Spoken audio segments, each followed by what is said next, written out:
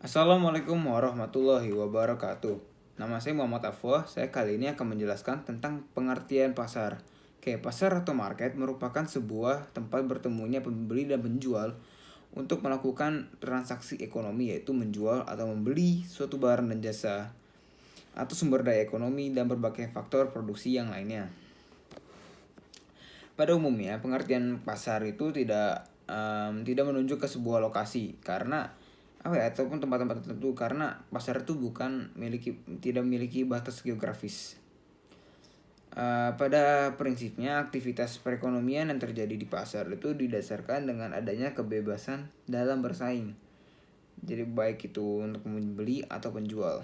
Penjual mempunyai kebebasan untuk memutuskan barang atau jasa apa yang harus buat diproduksi serta yang akan didistribusikan.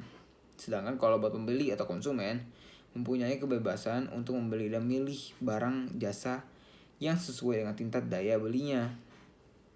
Kemudian pengertian pasar menurut para ahli. Yang pertama yaitu William J. Stanton yang berpendapat bahwa pasar adalah sekumpulan orang yang memiliki keinginan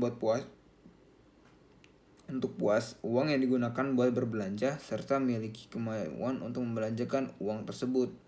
Kemudian kalau Kotler dan Armstrong berpendapat bahwa pengertian pasar merupakan seperangkat pembeli aktual dan juga potensial dari suatu produk dan jasa. Kemudian menurut Henry Maruf, pasar itu dibagi menjadi 3, yaitu pasar dalam arti tempat merujuk ke sebuah tempat untuk bertemunya penjual dengan pembeli. Kemudian dalam arti penawaran serta permintaan merujuk ke pasar sebagai tempat terjadinya transaksi jual dan beli.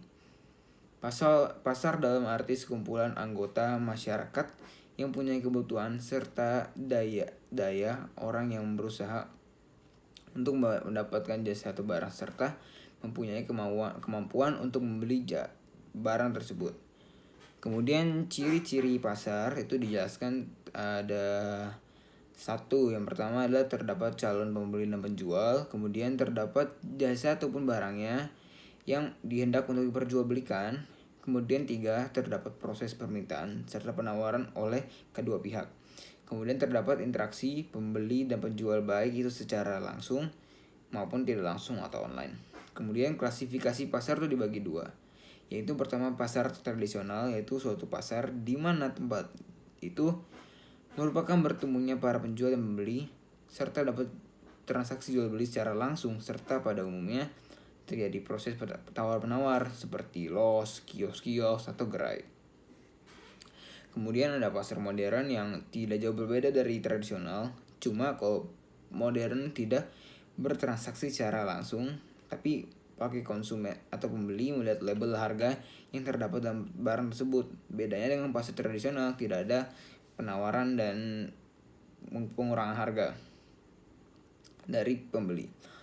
Kemudian dilakukan secara mandiri atau swalayan dan dapat juga dilayani oleh pramuniaga. Contohnya seperti money market, pasar swalayan, dan lain sebagainya.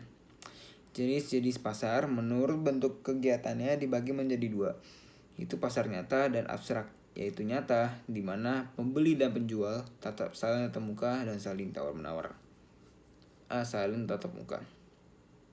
Kemudian pasar abstrak itu di mana terdapat para pedagang yang tidak menawar bagai jenis barang yang dijual serta nggak membeli secara langsung saat tidak tatap muka. Bisa dilihat seperti online, pasar modal, pasar valuta asing, dan pasar saham. Kemudian jenis pasar menurut jenis barangnya, yaitu jenis barang itu pasar barang konsumsi, yaitu pasar yang menjual belikan jenis barang yang dikonsumsi guna memenuhi kebutuhan hidup manusia kita. Kemudian sumber daya produksi, yaitu